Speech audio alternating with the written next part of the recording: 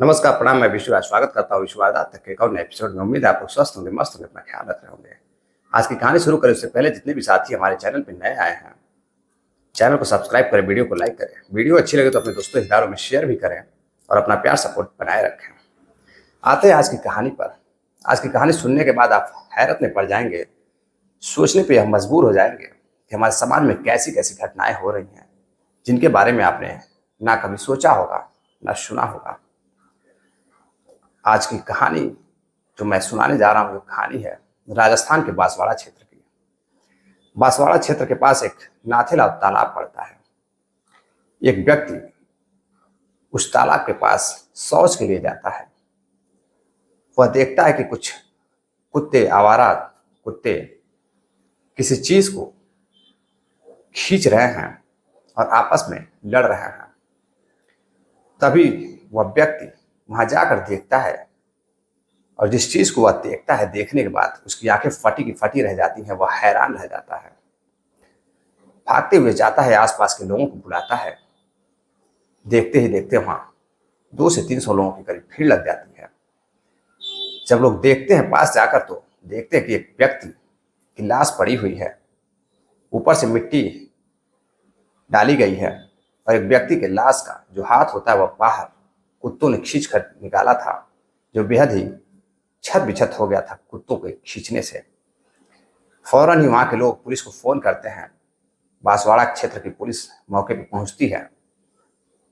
Police देखती है तो हैरान रहती है कि एक व्यक्ति की लाश मिट्टी में दबी हुई है और उसका हाथ बाहर निकला हुआ है।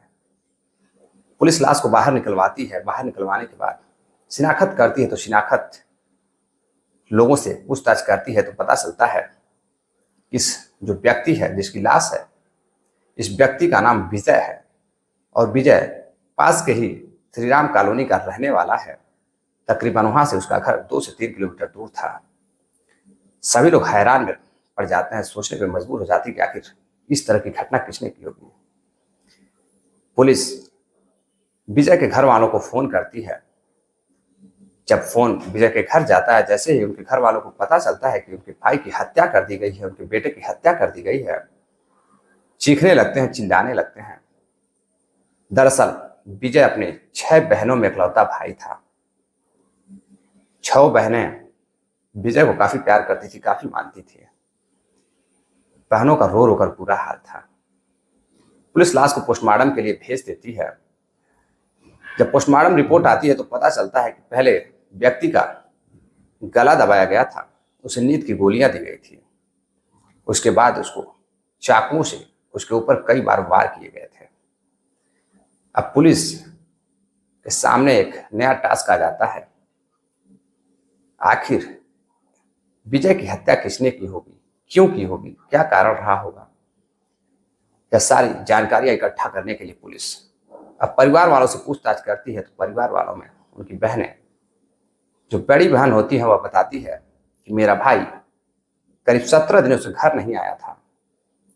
मैंने पुलिस के पास जाने के बजाय अपने रिश्तेदारों और साथियों से पूछताछ किया, पड़ोसियों से पूछताछ किया, लेकिन उसका कुछ भी पता नहीं चला। उसमें तीसरे नंबर की जो बहन रहती है वह बताती है कि विजय कई बार अपने रिश्तेदारों के यहाँ, आसपास अपने दोस्तों के यहाँ जाकर कई दिनों तक रहता था। इसलिए हम लोगों को लगा कि कहीं ना कहीं होगा, घर आ जाएगा। किसी को भी इसका अंदाजा नहीं था कि उसका कत्ल कर दिया जाएगा, मर्डर कर दिया जाएगा। घर में मातम पसरा हुआ था। पोस्टमार्टम कराने के बाद आसपास के लोग विजय की बॉडी को लेकर घर आते हैं। उसका परिवार वाले और पड़ोसी मिलकर अंतिम संस्कार करते हैं। पुलिस आसपास के लोगों से पूछताछ करती है। तभी एक व्यक्ति बताता है कि एक लड़का राजू, उसकी 1 साल पहले शादी हुई थी और वह कुछ दिनों बाद कुवैत चला जाता है और जो उसकी पत्नी रहती है वो बेहद ही खूबसूरत रहती है और जो विजय रहता है उसके घर आना जाना उसका लगा रहता है। जब भी जरूरत पड़ती, राजू की पत्नी विजय को फोन कर घर बुला लिया करती थी। इसी बीच उन दोनों के बीच नाजायज संबंध बनने लगे। दोनों एक दूसरे को बेहद चाहने लगे थे। विजय अक्सर कर राजू के घर ही अपना समय व्यतीत करता था।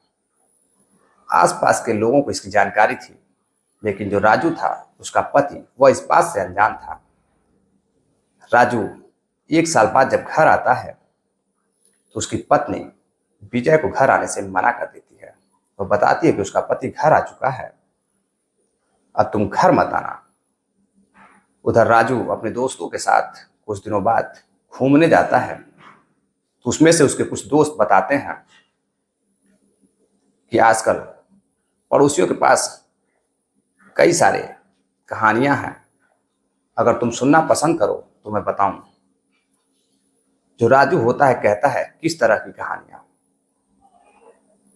दरअसल राजू इन सब बातों से अनजान रहता है। तभी एक जो पड़ोसी होता है, जो उसका दोस्त होता है, वह बताता है कि जो विजय है तुम्हारा खास पड़ोसी, दरअसल जो राजू का घर होता है उसके जस्ट सामने ही 2 से 300 मीटर पे विजय का घर रहता है। वह तुम्हारे घर आए दिन जाता रहता है। सारे मोहल्ले में तुम्हारे पत्नी की चर्चा है। राजू यह बात सुनता है तो हैरान रह जाता है, वो विश्वास नहीं करता है। वह अपने जब घर जाता है, शाम होती है, तो अपनी पत्नी से पूछता है। उसकी पत्नी रोने लगती है। रोते रोते वह सारी हकीकत बताती है। पति काफी नाराज होता है, लेकिन कुछ दिनों बाद पत्नी अपने पति से माफी मांग लेती है। जो राजू होता है काफी नरम दिल का होता है, काफी अच्छे स्वभाव का होता है। वह अपनी पत्नी को माफ कर देता है और अपनी पत्नी से बात करने के लिए, अपनी पत्नी को विजय से बात करने के लिए, उससे दूरियां मनाने के लिए कहता है। पत्नी तैयार हो जाती है। कुछ दिनों बाद जो विजय रहता है उसको फिर राजू के पत्नी की याद आने लगती है। वह यह जानते हुए भी कि राजू घर आया हुआ है, लेकिन वह बार बार उसकी पत्नी को फोन करने लगा। अब उसकी पत्नी फोन नहीं रिसीव करती तो जो विजय रहता है उसके घरों के चक्कर काटने लगता है। राजू सारी बातें समझ चुका था। वह अपने पत्नी से कुछ बातें करता है और एक दिन विजय अपने घर से गायब हो जाता है। घर वाले तलाश करते हैं, बहन आसपास पूछताछ करती है, पड़ोसियों के पास पूछताछ करती है, उसका कुछ भी पता चलता नहीं है। फोन भी उसका स्विच ऑफ आ रहा था। तभी अगले दिन विजय की लाश मिलती है। पुलिस जांच पड़ताल करती है तो पता चलता है, कुछ पड़ोसी बताते हैं कि विजय का संबंध बगल में उसके पड़ोसियों से, यानी कि एक पड़ोसी राजू की पत्नी से था। अब पुलिस शक के आधार पर राजू और उसकी पत्नी को थाने ले जाती है और वहां बैठा कर पूछताछ करती है। राजू और उसकी पत्नी पहले तो पुलिस को बहलाते फुसलाते, इधर उधर की बातें करते, लेकिन पुलिस जब सीडीआर रिपोर्ट निकालती है, फोन डिटेल्स निकालती है, तो पता चलता है कि जो आखिरी कॉल था वह राजू की पत्नी का था। पुलिस यह सारी बात उसको बताती है। तभी दबाव बनाने के बाद जो उसकी पत्नी होती है राजू की, वह टूट जाती है और सारी बात पुलिस को बताने लगती है। वह बताती है कि उसका पति जब विदेश चला गया था तो विजय अक्सर उसके घर आया जाया करता था। इसी बीच जाने अनजाने में दोनों में मोहब्बत हो गई और दोनों के बीच संबंध बनने लगे। जैसे ही मुझे पता चला कि मेरा पति राजू घर आने वाला है, मैंने उसको मना किया, लेकिन वह मानने को तैयार नहीं था। दरअसल वो अपने मोहल्ले का बहुत ही चर्चित व्यक्ति था, लोग उससे डरते भी थे। तभी राजू को सारी बात पता चल जाती है और पत्नी माफी मांगने के बाद अपना रास्ता, अपना किनारा कर लेती है विजय से। राजू देखता है कि बार बार उसकी पत्नी पर फोन आ रहा था। वो अपनी पत्नी से साथ मिलकर एक प्लानिंग बनाता है। प्लान के तहत पत्नी विजय को अपने घर बुलाती है, यह कहकर कि उसका पति घर पर नहीं है। जब वह घर पर आता है तो कोल्ड ड्रिंक में नींद की गोली डालकर वह विजय को पिला देती है। जैसे ही विजय कोल्ड ड्रिंक पीता है, वह नींद में चला जाता है। उसके बाद उसका गला दबाकर विजय और उसकी पत्नी उसको बाहर ले जाकर तालाब के किनारे दफना देते हैं। पुलिस यह सब सुनकर हैरान थी, तंग थी कि एक पत्नी अपने पति से माफी मांगकर किनारा कर लेती है, उसकी सारी गलतियां पति माफ कर देता है और उसके बार बार फोन करने के लिए नाजायज संबंधों में विजय का कत्ल कर दिया गया था, जो कि अपने 6 बहनों में इकलौता भाई था। अब जो बहनें थीं बिना भाई की हो जाती हैं और विजय को ना प्रेमिका मिलती है ना उसका परिवार मिलता है।